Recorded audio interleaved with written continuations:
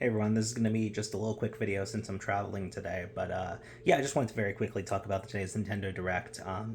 Some exciting stuff, Um, yeah, like nothing too invigorating or major for me at least, but like I could definitely see like Nintendo fans which I am one, like going ape today.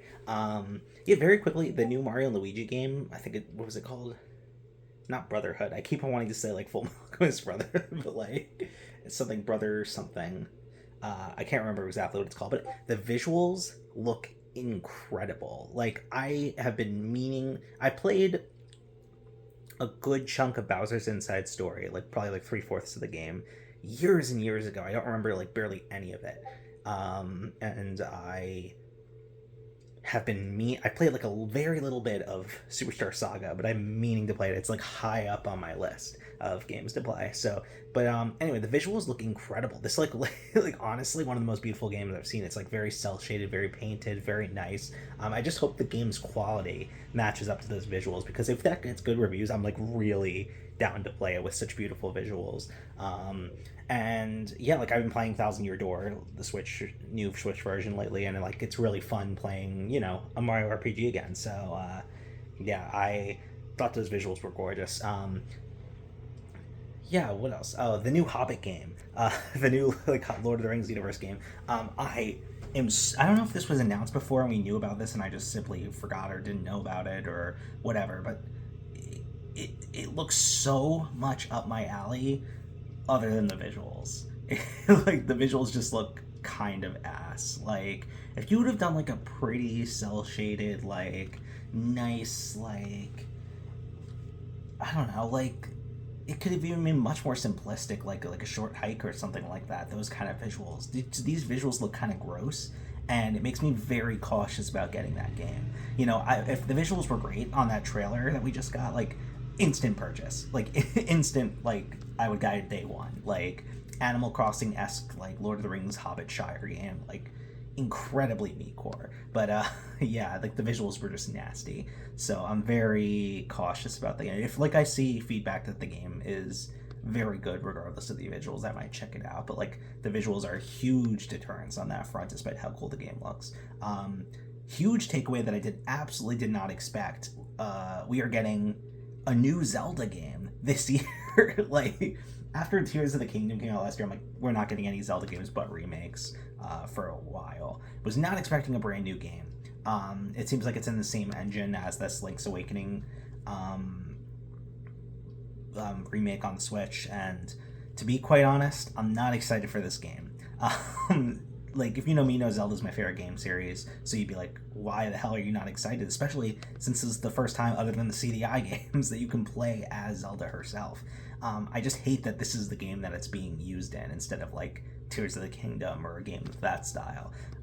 Maybe, who knows? Maybe this will open the door for that in future installments. But like, yeah, I'm just not feeling it. First of all, I don't like. I've never really got into the 2D overhead Zelda games. I liked Oracle of Seasons quite a lot. I played through that one years ago. Don't really remember much of it, but yeah, I like that game a lot.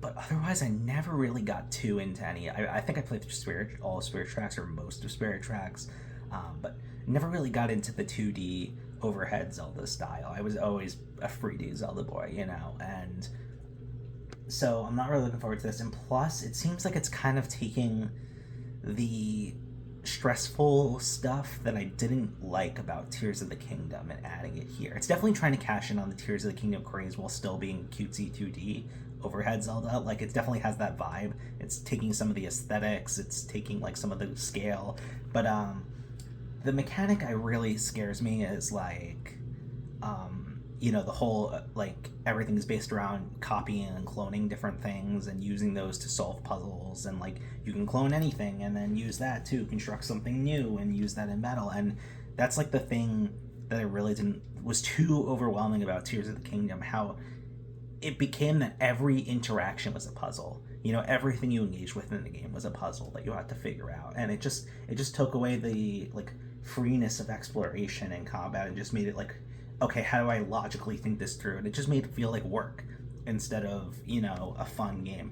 I have multiple videos about my thoughts on Tears of the Kingdom on this channel, so if you want to, I'm not going to talk about it more, but I feel like that's what they're doing with this game too, and that, coupled with it being a 2D overhead Zelda, means I'm probably, unless it something isn't said that like completely changes my perspective, I think I'm probably gonna skip this game, even though it's a new installment of my favorite series. I didn't play the Link's Awakening remake.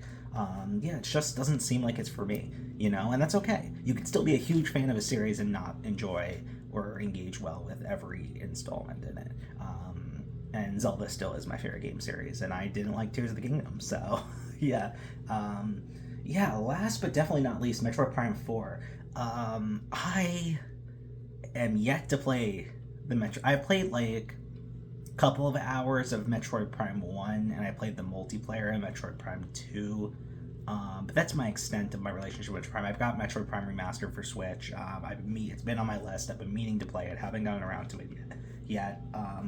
I love the concept of Metroid. I love Samus. I love the aesthetics. It's so up my alley, yet I just haven't gotten around to it yet, you know? And this looks so great because and I was watching Pete Dorr's stream, that's how I watched the direct, and he said it too.